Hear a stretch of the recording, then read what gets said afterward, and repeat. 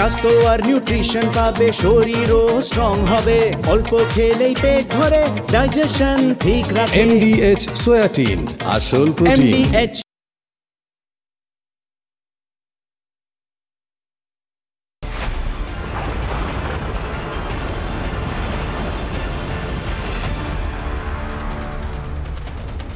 খাস কলকাতায়, কলকাতা শহরে জল জমে সেই জলে বিদ্যুৎস্পৃষ্ট হয়ে 9 জনের মৃত্যু হলো।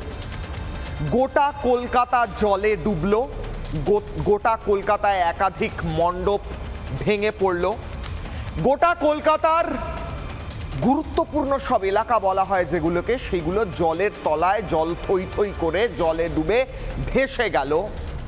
দায় কিন্তু রাজ্য সরকারের এক ফোঁটাও নয়। মমতা বন্দ্যোপাধ্যায় মুখ্যমন্ত্রী, তার কোনো দায় নেই বিদ্যুৎস্পৃষ্ট হয়ে মৃত্যু হওয়া, অথবা জলে থই থই করা রাস্তার জন্য, অথবা ফিরহাদ হাকিমের কোনো দায় নেই। তারা কোনোভাবে দায়ী নয়। দায়ী কারা তাহলে? বলি তাহলে। মমতা বন্দ্যোপাধ্যায় একটু আগে প্রেস কনফারেন্স করলেন, তার আগে এক্স হ্যান্ডেলে পোস্ট করলেন। মমতা বন্দ্যোপাধ্যায় মূলত 4 জনকে দায়ী করেছেন কলকাতায় বিদ্যুৎস্পৃষ্ট হয়ে মৃত্যু হওয়া এবং গোটা কলকাতা ভেসে বন্যা হয়ে যাওয়ার জন্য। 1 নম্বর উত্তরপ্রদেশ, উত্তরাখণ্ড, বিহার এবং বৈষ্ণোমাতা উনি বলছেন, অর্থাৎ যেখান থেকে গঙ্গা বয়ে আসছে মমতা বন্দ্যোপাধ্যায় বলছেন সেই জায়গাগুলো দায়ী। সেখান থেকে জল আসছে কলকাতায়, তাই উত্তরপ্রদেশ দায়ী। উত্তরপ্রদেশের জল কলকাতায় কেন আসবে? উত্তরপ্রদেশ, বিহার, উত্তরাখণ্ডের জল কলকাতায় কেন আসবে? মমতা বন্দ্যোপাধ্যায়কে উত্তর দিন। উত্তরপ্রদেশের যোগী আদিত্যনাথ উত্তর দিন, আপনার জল কেন আসছে গঙ্গা বয়ে? উত্তর দিন। দ্বিতীয়, প্রথম হচ্ছে উত্তরপ্রদেশ, উত্তরাখণ্ড, হ্যাঁ 4 জন বলেছিলাম। দ্বিতীয় হচ্ছে সিইএসসি। সিইএসসির দোষ, খোলা তার, খোলা লাইট পোস্ট, তাই জন্য বিদ্যুৎস্পৃষ্ট হয়ে 9 জনের মৃত্যু হয়েছে। সিইএসসি দায়ী। রাজ্যের বিদ্যুৎ দপ্তর দায়ী না, রাজ্যের পুলিশ দায়ী না, পুরমন্ত্রী দায়ী না, কর্পোরেশন দায়ী না, মুখ্যমন্ত্রী দায়ী না। অর্থাৎ সিইএসসি হচ্ছে রাজ্যের আইন শৃঙ্খলার বাইরে। সিইএসসি কে খোলা ছুট দিয়ে দেওয়া হয়েছে যে তোমরা যেখানে খুশি তার পেতে রাখো, আমাদের দেখার দরকার নেই। সিইএসসি দায়ী হবে, আমরা দায়ী নয়। 1 নম্বর দায়ী হচ্ছে উত্তরপ্রদেশ, উত্তরাখণ্ড। দ্বিতীয় নম্বর দায়ী হচ্ছে সিইএসসি। তৃতীয় নম্বর দায়ী হচ্ছে ডিভিসি। ড্রেজিং কেন করেনি? বেশ বুঝলাম, লজিক, ড্রেজিং করা উচিত ছিল। সাধারণ মানুষ ডিভিসিকে বলবে ড্রেজিং করতে? যারা সরকারে বসে আছেন তাদের কি দায়িত্ব? আপনারা লড়াই করুন, ডিভিসিকে বলুন সেন্ট্রাল গভর্নমেন্টের সঙ্গে লড়াই করুন। সাধারণ মানুষ কেন মরবে? ঠিক আছে, 3 নম্বর ডিভিসি। আর 4 হচ্ছে মেট্রো রেলওয়ে। মেট্রো রেলওয়ে কাজ করে, সেই সমস্ত জিনিসপত্র তারা রেখে দেয়, সেগুলো নালির মধ্যে ঢুকে যায়, নর্দমার মধ্যে ঢুকে যায়, তার ফলে জল জমে যায়। তার মানে বুঝতে পারছেন তো, কলকাতা জলে ডুবে গিয়েছে। কলকাতা জলে ডুবে যাওয়ার ফলে, পিসিআরকে আরেকবার বলতে বলবো, কলকাতা জলে ডুবে যাওয়ার ফলে দায়ী হচ্ছে এই 4 সংস্থা বা 4টি জায়গা বা 4টি ব্যক্তি, যাই বলেন না কেন। মমতা বন্দ্যোপাধ্যায় দায়ী নন, ফিরহাদ হাকিম দায়ী নন, রাজ্য প্রশাসন দায়ী নন, রাজ্য সরকার দায়ী নয়, রাজ্য সরকারের বিদ্যুৎ দপ্তর দায়ী নয়, রাজ্যের পুলিশ প্রশাসন দায়ী নয়, রাজ্যের কর্পোরেশন দায়ী নয়, রাজ্যের মেয়র দায়ী নন, রাজ্যের কাউন্সিলররা দায়ী নন, রাজ্যের মন্ত্রীরা দায়ী নন, রাজ্যের নেতারা দায়ী নন, রাজ্যের শাসক দল দায়ী নয়, রাজ্যের রাজ্য সরকার দায়ী নয়। একমাত্র দায়ী উত্তরপ্রদেশের জল। উত্তরপ্রদেশের জল কেন আসবে পশ্চিমবঙ্গে? কে বলেছে উত্তরপ্রদেশের জলকে পশ্চিমবঙ্গে আসতে? আজকের হাই ভোল্টেজ ডিবেটে যাওয়ার আগে প্রথমেই আজকের প্রতিবেদন, তারপরে আজকের ডিবেটে প্রশ্ন করব আসলে দায়ী কে। দেখুন,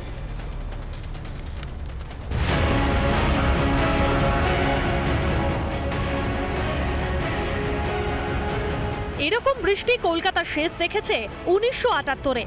নিঃসন্দেহে ভয়ঙ্কর বৃষ্টি। দুর্যোগের সঙ্গে মানুষের দুর্ভোগও পাল্লা দিয়ে চরমে। মানুষের বিপদে সবাই আরও একটু হাতে হাত ধরে একটু স্বস্তি খোঁজার জায়গায়, আর মা মাটি মানুষের নেত্রী দুর্যোগেও ব্যস্ত রাজনীতিতে। সামাজিক মাধ্যমে একটা লম্বা দুঃখ প্রকাশ, তার ছত্রে ছত্রে রাজনীতি আর দায় ঠেলাঠেলি। প্রথমেই লিখলেন, ফারাক্কায় ঠিকমতো ড্রেজিং করা হয় না, বিহার, উত্তরপ্রদেশ, উত্তরাখণ্ড, মুম্বাই, দিল্লি বৃষ্টি হলে সব জায়গায় জল জমে। যে পরিমাণ বৃষ্টি হয়েছে তা নিঃসন্দেহে বিরল, মোকাবিলা করতে বেগ পেতে হচ্ছে তাও বোঝা গেল, কিন্তু খামোখা ফারাক্কা ড্রেজিং এর সঙ্গে সেই দিল্লি, মুম্বাই জুড়ে ফেলার বিজ্ঞানটা বিশেষ বোঝা গেল না। এখানে শেষ হলেও বোঝা যেত। এরপরেই লিখলেন, জল যাওয়ার জায়গা নেই, জল সেই গঙ্গাতেই যাবে, কোথায় পাঠাবো জল?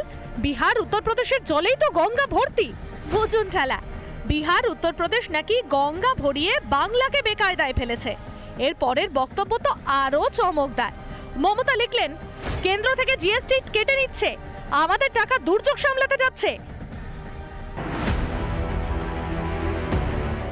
জিএসটি কমানোয় মানুষের উচ্ছ্বাস যে মমতা বন্দ্যোপাধ্যায়ের জন্য বিশেষ সুখকর হচ্ছে না তা বোঝা গেল ভালোই।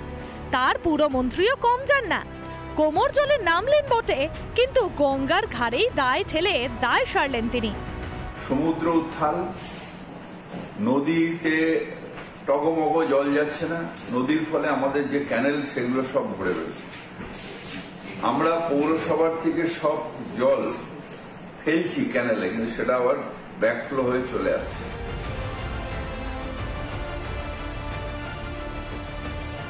বিদ্যুৎস্পৃষ্ট হওয়ার ঘটনায় ফিরহাদের নেত্রীও সেই বেসরকারি বিদ্যুৎ বন্টন সংস্থার ঘাড়েই দায় ঠেলেছেন। মানুষ যখন বিপর্যস্ত তখন অভিভাবকের মতো আগলে রাখা তো দূরস্থ, উল্টে দুর্যোগ রাজনীতিতে ভীষণ আগ্রহ মুখ্যমন্ত্রীর। ব্যর্থতা না হলে ড্রেন পেন পরিষ্কার না থাকলে জলটা যাবে কি করে? ব্যর্থতা বলেই না এই অবস্থা। ব্যর্থতা যদি না হতো তাহলে তো এই অবস্থা হতো না। পার্টিরা খালি নিজেদের পকেট ভরছে, অন্য কিছু চিন্তা করছে না। দুয়ারে সরকার নেই, দুয়ারে ঢেউ।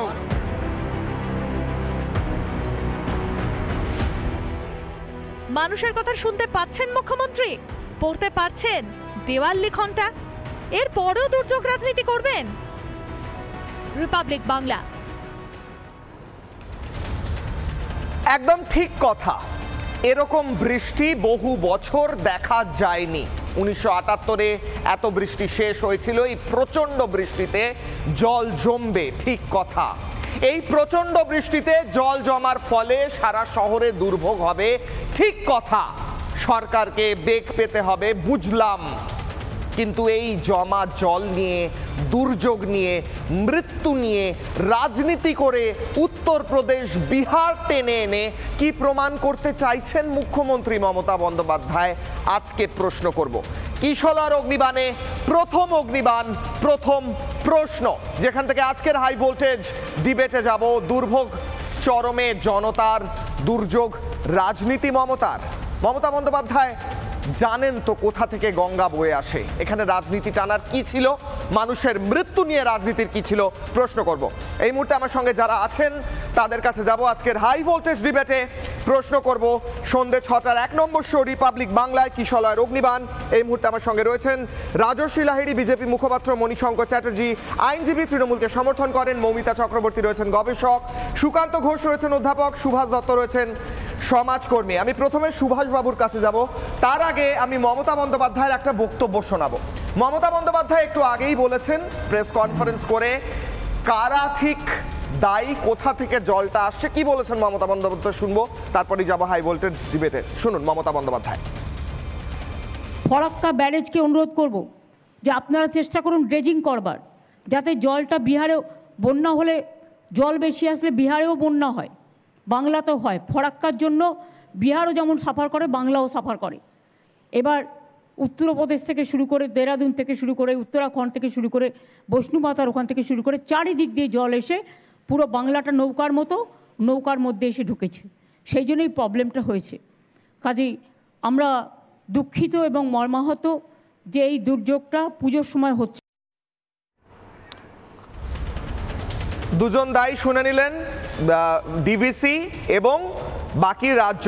এরপর যাই, আরো দুজন দায়ী রয়েছেন না, আরো দুপক্ষ দায়ী রয়েছে, মেট্রো রেলওয়েও দায়ী রয়েছে এই দুর্যোগের ফলে যা হয়েছে তার জন্য। কি বলেছেন মুখ্যমন্ত্রী শুনুন। আমি মেট্রো রেলকে রিকোয়েস্ট করব, আপনাদের রাজারহাট, নিউ টাউন, সল্টলেকে যত মেটেরিয়ালস পড়ে আছে আপনারা ড্রেনেজগুলোকে ক্লিয়ার করার চেষ্টা করুন, আর মেটেরিয়ালগুলোকে সরিয়ে রাখার চেষ্টা করুন, যাতে ওই অঞ্চলের নালাগুলো যাতে বন্ধ না হয়ে রাস্তায় জল জমে যায়। Please take care. পরের জনকে দায়ী সিইএসসি। রাজ্যের বিদ্যুৎ দফতর বলে কিছু আছে কিনা পরের প্রশ্ন। সিইএসসি শুনুন। বিদ্যুতের কারেন্টে এবং বিদ্যুতের জন্য 8-9 জন মারা গেছে। আমি সকালবেলায় সঞ্জীব গোয়েঙ্কার সাথেও কথা বলেছি এবং তাদেরও বলেছি যে আপনাদের যেখানে যেখানে যা তার পড়ে আছে এটা আমরা দেখি না, এটা রাজ্য সরকারের হাতে নয়, এটা প্রাইভেট সেক্টর। সেই বিদ্যুতের তারগুলো ঠিকমতো যত্ন করুন। যারা মারা গিয়েছে তাদের পরিবারকে সাহায্য করার এবং তারা যাতে কোনো কাজে সুযোগ পায় তার ব্যবস্থা সরকার করবে। কিন্তু বিদ্যুৎ দপ্তরও, বিশেষ করে সিএসসি দপ্তর, তাদের দায়িত্ব অস্বীকার করতে পারে না। তাদেরও 5 লক্ষ টাকা করে কম্পেনসেশন মিনিমামে ফ্যামিলিগুলোকে দেওয়া উচিত। যদিও মৃত্যুর কোনো বিকল্প হয় না, প্রায় 9 জন মারা গেছে ইলেকট্রিকিউশনের জন্য। সুতরাং তাদের দায়িত্ব তারা পালন করবে, আমাদের দায়িত্ব আমরা পালন করব।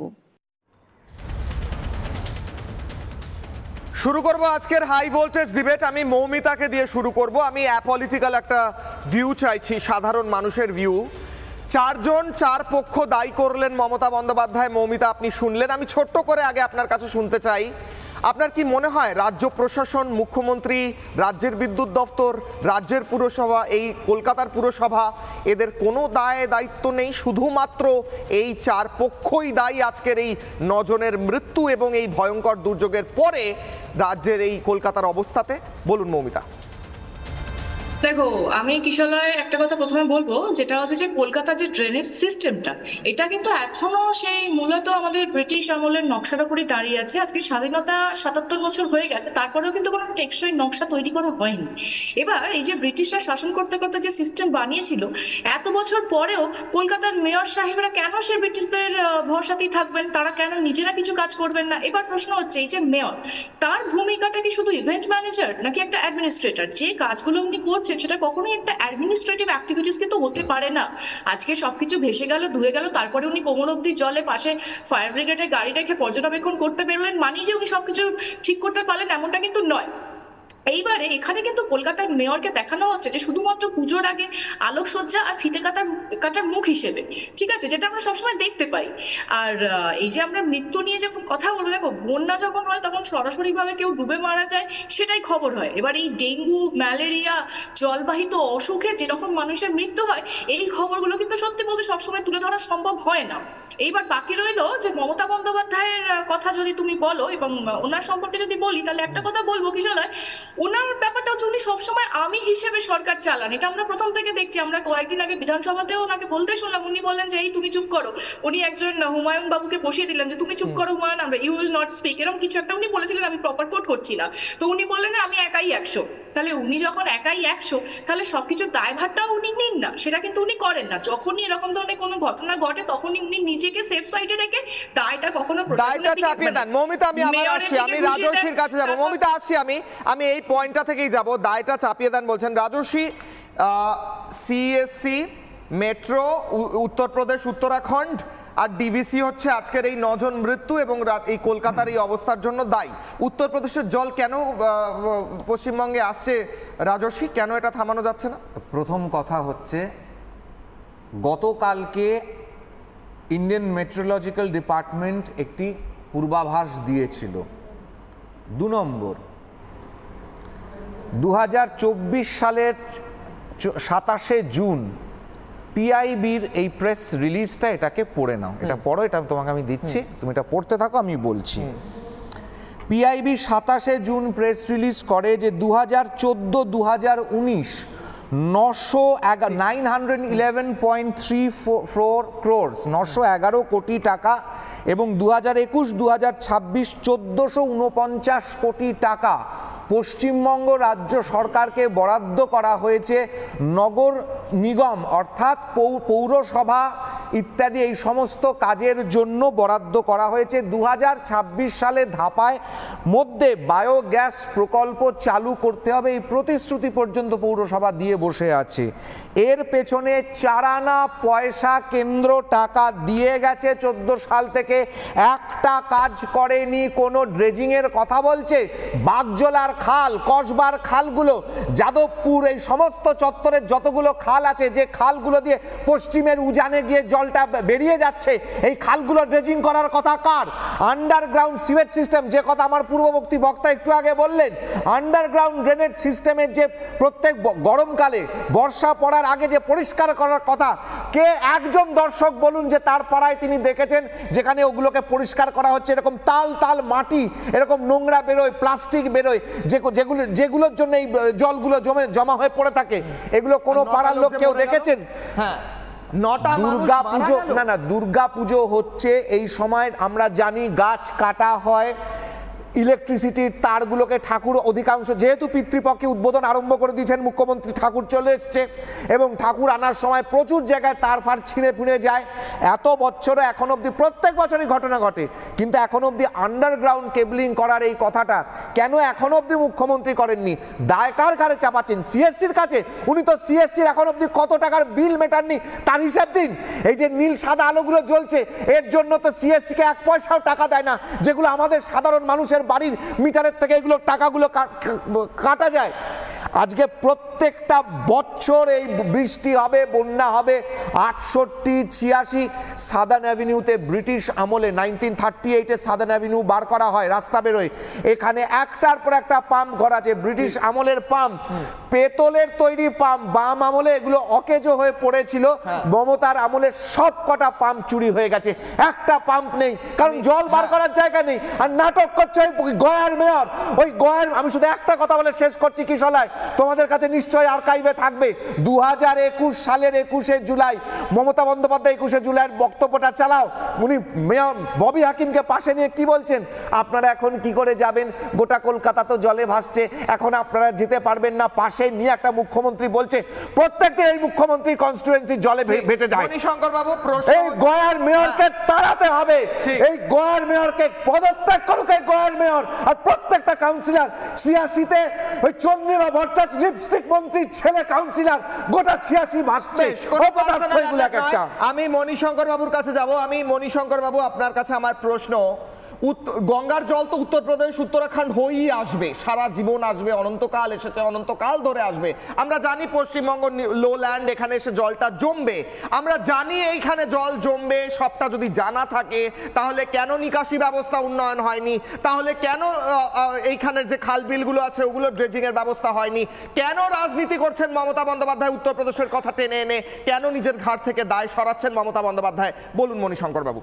মানে আপনি পুরো পয়েন্টগুলো গিয়ে গিয়ে দেখে এসছেন, কোথায় পাম্প চলছিল, কোথায় খালটা সংস্কার হয়নি, কোথায় ইঞ্জিনিয়ারিংয়ের অ্যাপয়েন্টমেন্ট হয়নি। মানে একটা, আজকে মমতা ব্যানার্জি যেগুলো বলেছে আমি হয়তো সেগুলোকে পুরোটাকে সাপোর্ট করছি না, কিন্তু মমতা ব্যানার্জি বিকেলবেলায় বলেছে, কিন্তু সকাল থেকে আপনারা যে শুরু করেছেন, আমি দেখেছি যে সব কিছু নিয়ে তো আর পলিটিক্স হয় না। আমি দেখেছি বিজেপির কিছু লোক এই এখন যা সিচুয়েশন হয়েছে তাতে ওরা ইঞ্জিনিয়ারের ভূমিকা পালন করে, মানে সবাই ইঞ্জিনিয়ার। দুর্গাপুজোর সময় কি মন্ত্র পড়বে, সবাই পুরোহিত হয়ে যায়, তারা সবাই সাহিত্যিক হয়ে যায়। আমি বলছি, আমি পলিটিক্সটা তো তোমরা শুরু করেছো সকাল থেকে, তোমরা সকাল থেকে শুরু করেছো যে মমতা ব্যানার্জি মারা গিয়েছেন। স্যার, এই খোলা তারগুলো দেখার দায়িত্ব তো রাজ্য সরকারের। বিকেল 5টা বাজে এখনো অবধি কলকাতাতে জল 68, 86, 90, সকাল থেকে 67 সুলেখার মোড়, পাটুলি এখনো জলে থইথই করছে, আর বলছে আমরা ইঞ্জিনিয়ার। লজ্জা করা উচিত মনিদা, এখানে 5টা বাজে, এখন 5টা বাজে, সকালবেলা বৃষ্টি থেমে গেছে। বেশ, হ্যাঁ বলুন। সভ্যতা, অসভ্যতা, সিন্ধু সভ্যতা, কি সভ্যতা, এগুলো লোকে দেখছে। কারোর সময় আমি একটা কথা বলি, আমি বলছি যে সব কিছু তো পলিটিক্স দিয়ে হয় না। আমি বলছি কখনো কখনো খাল সংস্কার না হলে তার জন্যে তর্ক হতে পারে, তার জন্যে পলিটিক্স হতে পারে, কিন্তু সব সময় যে শুধুমাত্র কর্পোরেশনের ইনএফিসিয়েন্সির জন্যই যে সব ঘটনাগুলো ঘটবে এটা নয়। আজকে করোনাটা যদি শুধু পশ্চিমবঙ্গেতে হতো তাহলে বলা হতো যে তৃণমূল কংগ্রেসের জন্য হয়েছে, ভাগ্যে সেটা সারা পৃথিবী জুড়ে হয়েছে, তার জন্যে কত কত মানুষ মারা গেছে। তার মানে ন্যাচারাল ক্যালামিটি এটা ডিকশনারিতে একটা হয়েছে, মানে এটা হয় বলে ডিকশনারিতে ইম্পোর্ট করা হয়েছে। ফলে ডিজাস্টার এগুলো হয় বলে ডিকশনারিতে আছে। আজকে কি প্রথমবার হলো? আজকে কি প্রথমবার হলো? না না, আজকে কি প্রথমবার হলো? আমফানে বৃষ্টি হয়নি, আমফানে বৃষ্টি হয়নি। আমি বলছি যে 1970 আপনি আমফানের বৃষ্টিতে কেন উড়িষ্যা থেকে এনডিআরএফ আনতে হয়েছিল? উড়িষ্যা থেকে কেন এসেছিল আমফানে সেটা বলুন। 1970 যে ঘটনাগুলো তোমরা এখানে রেফারেন্স দিচ্ছ, নিশ্চয়ই তৃণমূল কংগ্রেস ছিল না, হয়েছিল। ইন্দাস ভ্যালি কি জন্য, কত সভ্যতা নষ্ট হয়ে গেছে ফ্লাডের জন্য, জলের জন্য, সেগুলো কোনো পলিটিক্যাল লোক করেনি। এবং আজ থেকে কত বছর আগে ইন্দাস ভ্যালি সিভিলাইজেশন, তাহলে আমরা ওখানে ফিরে যাই, তাহলে ওখানে ফিরে যাই। আপনি এখন সিন্ধু সভ্যতায় ফেরত যেতে চাইছেন, তাহলে মমতা বন্দ্যোপাধ্যায় অপদার্থ, তারা এগুলো জানে না করতে, তারা টাকাটা বলুন, টাকাটা মেরেছে কেন্দ্র যে 911 কোটি টাকা 5 বছরে, তারপরে 1400 কোটি টাকা দিয়েছে, সেই টাকা কোথায়? টাকাটা কোথায় যেটা দেওয়ার জন্য কেন্দ্র সরকার সংস্কারের জন্য? আগে বলুন টাকা কোথায়, টাকাগুলো কোথায়? ভাই ইঞ্জিনিয়ারিংটা রাখো, মমিতা ইঞ্জিনিয়ারিংটা পরে করবে। আমি বলছি যে মানুষ, আমি বলছি এই জন্যই তো বলছি যে এবার তো আপনি ফেরত চলে যাবেন ইউগান্ডাতে, কোথায় খরা হয়েছিল, কোথায় বন্যা হয়েছিল, না নীলনদে। এখন আপনি সরো ইয়াংজিকে চলে যাবেন না, সরো চায়না। যদি সকাল আপনারা ঘাটাল কেন করতে পারলেন না? ঘাটাল 3 বছরে কেন করতে পারলেন না? সরকার ছিল তো। এই খালগুলো সংস্কার করা হয়নি বলে এটা স্মুথলি করা যেত। আচ্ছা রাজস্বী বলো তো, খালগুলো সংস্কার করা হলে আলটিমেটলি কোথায় গিয়ে জলটা পড়বে? কোথায় পড়তো? সেই গঙ্গায় পড়বে। গঙ্গায় পড়তো। গঙ্গার যদি গঙ্গাতেই তো জলটা যেতে পারছে না। আমি সুভাষবাবু কেন করতে পারেননি? ঘাটাল নিয়ে রাজনীতি করছেন, ঘাটাল কেন করতে পারেননি? ঘাটাল জমি দিচ্ছে না কেন? সরকার তো আপনার, রাজ্য সরকার তো ঘাটাল নিয়ে জমি দেওয়ার কথা ছিল। সুভাষবাবুর কাছে আমি যাব, 1 মিনিট, সমাজকর্মী সুভাষবাবুর কাছে আমি যাব। সুভাষবাবু, আমার প্রশ্ন হচ্ছে, 1 সেকেন্ড, আমি বুঝলাম স্যার। হ্যাঁ মণিশঙ্কর বাবু 1 সেকেন্ড বলেননি সুভাষবাবু। সুভাষবাবু, আমার প্রশ্ন হচ্ছে গঙ্গার জল, 1 সেকেন্ড রাজশ্রী, 1 সেকেন্ড সুভাষবাবুকে বলতে দিন, 1 সেকেন্ড সুভাষবাবুকে বলতে দিন, 1 সেকেন্ড সুভাষবাবুকে বলতে দিন প্লিজ। সুভাষবাবু, আমার প্রশ্ন হচ্ছে গঙ্গার জল উত্তরাখণ্ড হয়ে, উত্তরপ্রদেশ হয়ে পশ্চিমবঙ্গে ঢুকবে, অনন্তকাল ধরে ঢুকেছে, অনন্তকাল ধরে ঢুকবে। পশ্চিমবঙ্গ নৌকোর মতো, বাটির মতো এখানে জলটা জমবে, এটাও আমরা জানি, এটা কেউ অস্বীকার করছে না। কিন্তু গঙ্গা অ্যাকশন প্ল্যান, আদি গঙ্গা সংস্কার করা, নিকাশি ব্যবস্থা সংস্কার করা, এগুলো যদি হতো তাহলে হয়তো আজকে এরকম হতো না। খোলা তারগুলোর দিকে যদি বিদ্যুৎ দপ্তর নজর দিত, পুলিশ নজর দিত, তাহলে হয়তো আজকে নজনের মৃত্যু হতো না। কলকাতার এই দুর্ভোগের জন্য শুধুমাত্র দায়ী উত্তরপ্রদেশ আর উত্তরাখণ্ড? বলুন স্যার। না, আমাদের কলকাতাতে একটা মানে অত্যন্ত গুরুত্বপূর্ণ জিনিস হয়েছে যে ইস্ট ক্যালকাটা ওয়েটল্যান্ড, কলকাতার ঢালটা কিন্তু পূর্ব দিকে, যার জন্য তৈরি হয়েছে পূর্ব কলকাতার জলাভূমি, রামসার সাইট, ঢালটাকে আমরা নষ্ট করেছি।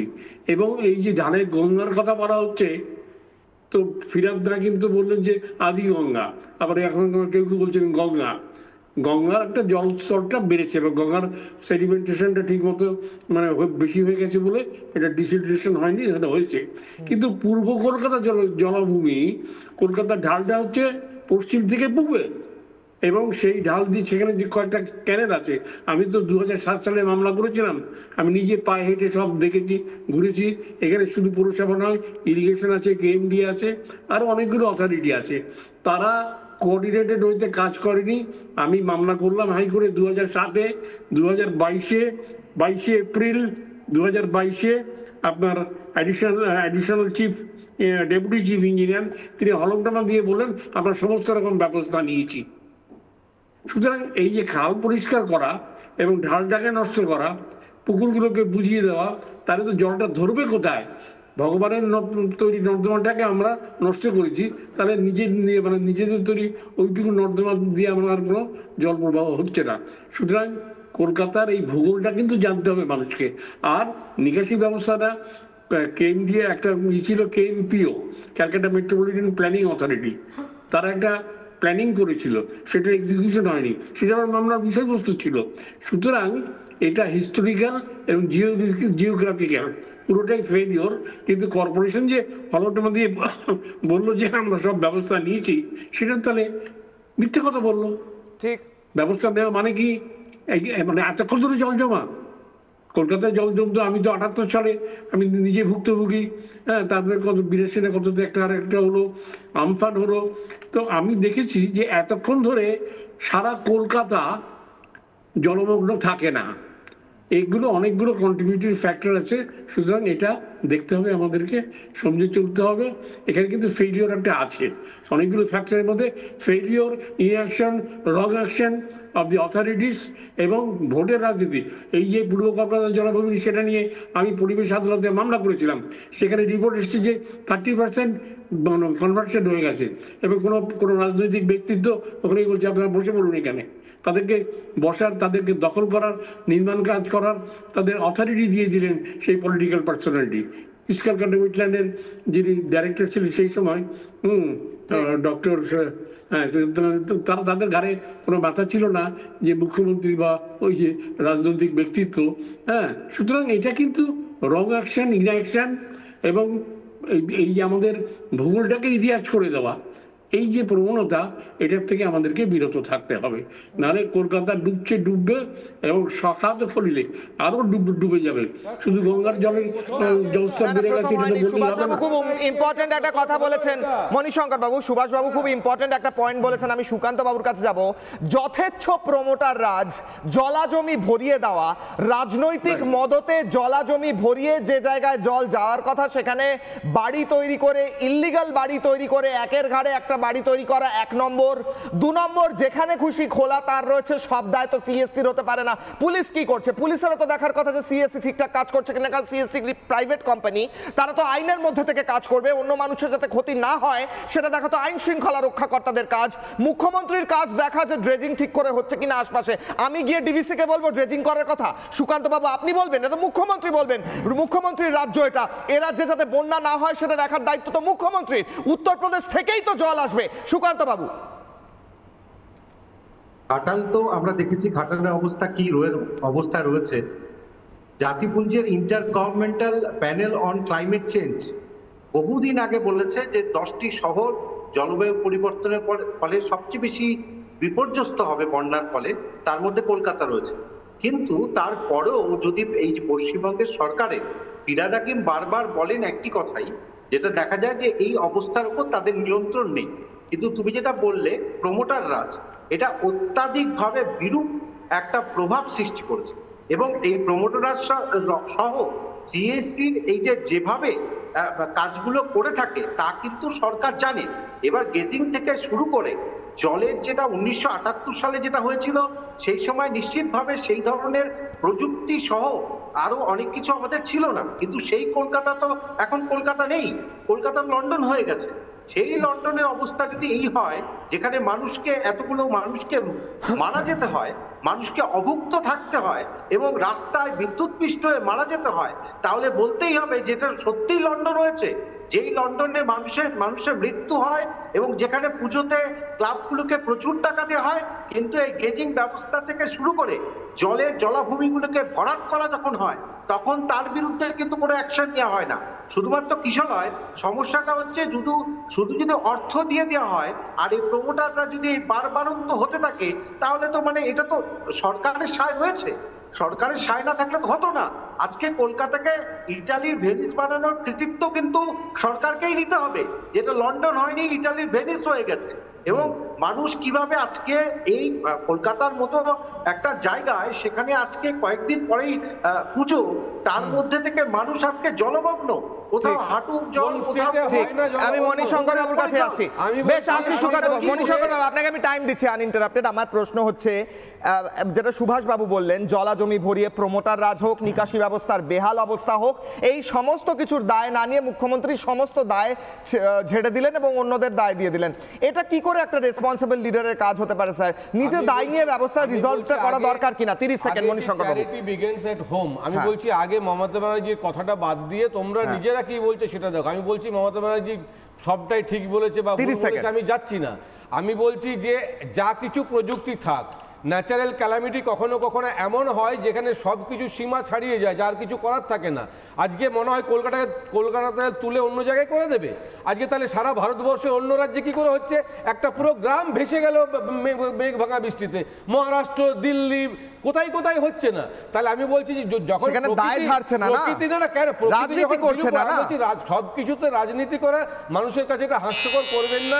আমাদের সবারই উচিত এই সিচুয়েশনটাকে কি করে ওভারকাম করব সেইটা মানুষকে বলা, আর সবাই ইঞ্জিনিয়ার সেজে ওইটা হয়নি ওইটা হয়নি ছাড়াই ভালো, সেটা ইঞ্জিনিয়ারদের উপর রাখাই ভালো। বুঝলাম সেটা করা যায়। স্যার দিল্লি, মুম্বাইতে, উত্তরাখণ্ডে যেখানেই হয়েছে, মৌমিতা আসছি, যেখানেই হয়েছে সেখানের মুখ্যমন্ত্রীরা প্রেস কনফারেন্স করে বলেননি যে অন্য রাজ্য থেকে জল পাঠিয়েছে বা জল এসেছে বলে হয়েছে। তোমরা উত্তেজিত করবে, পুরোটাই আমরা উত্তেজিত করেছি বলে মুখ্যমন্ত্রী বলেছে। আমাদের জন্য হয়েছে মমতা বন্দ্যোপাধ্যায়, তোমরা সকাল থেকে আমাদের জন্য হয়েছে, জল বৃষ্টি পড়েছে, আমরা উত্তেজিত করেছি, 9 জনের মৃত্যুর খবর দেখিয়েছি, আমরা উত্তেজিত করেছি, আমরা বাস্তব দেখিয়েছি। এজেন্ডা দেখো, আমাদের জন্য মুখ্যমন্ত্রী প্রেস কনফারেন্স করে লেম গেম চলবে না সব সময়, বলতে পারছি না। বৃষ্টি হবে না বিজেপি সরকারের, আমাদের জন্য একটা এজেন্ডা রাখো। শঙ্করদা বলছেন তো হাস্যকর, বিশ্বাস করো আজকে তুমি সোশ্যাল মিডিয়া ভালো করে খুলে দেখো, গোটা ফিরাদ ববি হাকিম আজকে হাস্যকর হয়েছে। আজকে ফিরাদ ববি হাকিমকে মানুষ কি বলছেন এটা গোটা ইয়েতে দেখলে পরে তৃণমূল কংগ্রেসের লোকেরা তাকে কি বলছেন। আমার একটাই কথা, চলো রাজনীতি আমরা এখানে করব না। ইস্ট ক্যালকাটা ওয়েটল্যান্ডসের কথা এক্ষুনি স্যার বললেন, একজন পরিবেশবিদ, দিনের পর দিন ইস্ট ক্যালকাটা ওয়েটল্যান্ডসের কথা আমরা বলে গেছি। এই ইস্ট ক্যালকাটা ওয়েটল্যান্ডসে যে এত ম্যাসিভ কনস্ট্রাকশনস হয়েছে, এই জমিগুলোকে জাভেদ খানের ছেলে ফয়াজ খান, এই সুশান্ত, মাটিয়ারি, গুলশান কলোনি, এই সমস্ত জায়গাগুলোকে কারা ভরে নিয়েছে? এটা তৃণমূল কংগ্রেস ছাড়া কে করেছে? সিনিয়র ওয়েব করেছিল, আজকে ভরে দিয়েছে তৃণমূল। কিন্তু সব জাভেদকে ধরাতে হবে কসবা থেকে, জাভেদের ছেলে ফয়াজ, এই পুরো গোষ্ঠীটাকে। রাজস্বী সময় কম, মৌমিতা 30 সেকেন্ড। মৌমিতা সব ঠিক থাকবে। হ্যাঁ, মণিশঙ্কর বাবু বলছিলেন, মানে মনিতা বলছিলেন যে নাকি সবকিছু কেন পলিটিসাইজ করা হচ্ছে। একটা কথা বলুন তো, পলিটিসাইজ যদি না করা হয়ে থাকে, এটা তো আপনারাই করছেন, তাহলে সেই হাওড়া বলে যে জেলাটা আছে তার কর্পোরেশন ভোটটা সেই লাস্ট কবে হয়েছিল আপনার মনে আছে? আমি যতদূর মনে করতে পারছি 2013, আমায় ভুল হলে সংশোধন করে দেবেন, কিন্তু বিগত অনেক বছর হাওড়ার ভোট করা হয়নি। এবং হাওড়া এই মুহূর্তে দাঁড়িয়ে হাওড়া জেলা এশিয়ার সব থেকে নোংরাতম শহর হিসেবে স্বীকৃতি পেয়েছে। খুব গর্বের বিষয় আমাদের ভারতবর্ষের পক্ষে, আমাদের পশ্চিমবঙ্গের পক্ষে, ঠিক আছে?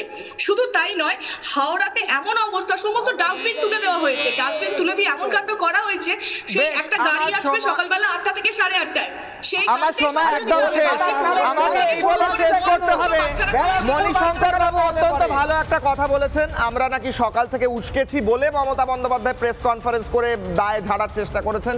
এটা শুনে ভালো লাগলো। মমতা বন্দ্যোপাধ্যায় আমাদের একনিষ্ঠ দর্শক, তিনি দেখেন সারাদিন রিপাবলিক বাংলা কি দেখায়, কারণ আমরা তো সত্যটা দেখাই। 9 জনের মৃত্যু হয়েছে সেটা দেখিয়েছি, কলকাতা জলের তলায় ডুবে গেছে সেটা দেখিয়েছি।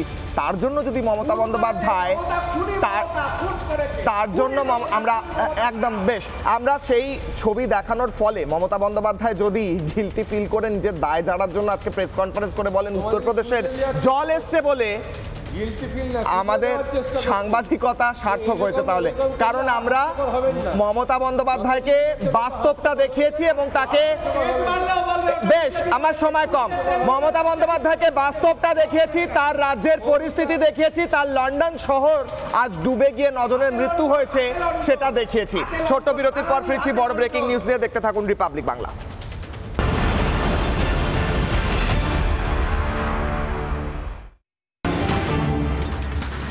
কিশলয়ের অগ্নিবাণে ব্রেকিং নিউজ। দুর্যোগে বিপর্যস্ত কলকাতা, সকাল পেরিয়ে সন্ধে এখনো জলমগ্ন বালিগঞ্জ, কোমর সমান জল, বন্ধ বাস অটো, জল ডিঙিয়ে মণ্ডপের পথে মা দুর্গা, জলের তলায় এসএসকেএম এর মহিলা বিভাগও।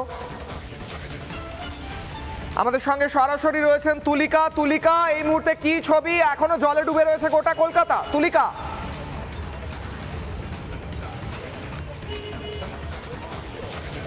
দেখো একেবারেই তাই, তার কারণ হচ্ছে এই মুহূর্তে আমরা বালিগঞ্জ স্টেশনের সামনে রয়েছি। সেই ছবিটা আমি একটু করে দেখানোর চেষ্টা করবো। প্রায় কোমর সমান এই মুহূর্তে জল রয়েছে। ওসিম আহমেদ সেই ছবি দেখাচ্ছে, তুমি দেখতে পাচ্ছ এই মুহূর্তে। তার সঙ্গে পুরো রাস্তা, অর্থাৎ রুবি থেকে টুয়ার্ডস যে রাসবিহারী যে রোড, সেই রোডের পুরো রাস্তা এই মুহূর্তে বন্ধ রয়েছে। বাস পরিষেবা বন্ধ রয়েছে, অটো পরিষেবা বন্ধ রয়েছে। এবং এভাবেই যাদের মেট্রো স্টেশনের দিকে যেতে হবে বা যারা ট্রেনে করে যাবেন, তাদের প্রত্যেককেই হাঁটু সমান জল পেরিয়ে এভাবেই তাদেরকে যাতায়াত করতে হচ্ছে। এমনকি একটুখানি জুম করে যতটা সম্ভব দেখানোর কথা বলবো। দূরে এখনো পর্যন্ত একটি গাড়িতে দুর্গা প্রতিমার গাড়ি এখনো পর্যন্ত দাঁড়িয়ে রয়েছে, অর্থাৎ সেই গাড়িও যাওয়ার কোনো জায়গা বা কোনো অপশন। বেশ তুলিকা, এখনো গোটা দক্ষিণ কলকাতা জলের তলায়, জল নামার নাম নেই। সকাল পেরিয়ে সন্ধে, মা দুর্গাও মণ্ডপের পথে চলেছেন এই জল পেরিয়ে। বালিগঞ্জে আরো একবার সেই ছবি দেখাচ্ছি, মণ্ডপের পথে যাচ্ছেন মা দুর্গা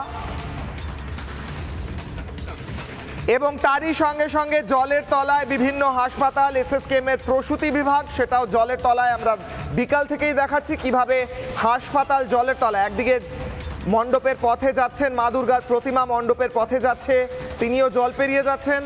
অন্যদিকে এসএসকেএম জলের তলায়, এসএসকেএম এর প্রসূতি বিভাগ সেটিও জলের তলায়। রোগীর দেখা নেই, জলের তলায় চলে গিয়েছে হাসপাতালের বড় একটি অংশ। বেড রয়েছে, রোগীকে দেখা যাচ্ছে না হাসপাতালে, হাসপাতালের কর্মীদেরও দেখা যাচ্ছে না, খালি বেড দেখা যাচ্ছে। বেডগুলো খালি জলের ওপর রয়েছে, খালি বেডগুলো জলের ওপর এক প্রকার যেন ভাসছে এমন মনে হচ্ছে দেখে। অন্যদিকে গোটা দক্ষিণ কলকাতা জলের তলায়। চায়ের আসল স্বাদ শুধু MDHT+ থেকেই আসবে। মাথায় দেখো লবঙ্গ এলাচ দিয়ে ভরপুর MDHT+ মশলা। MDH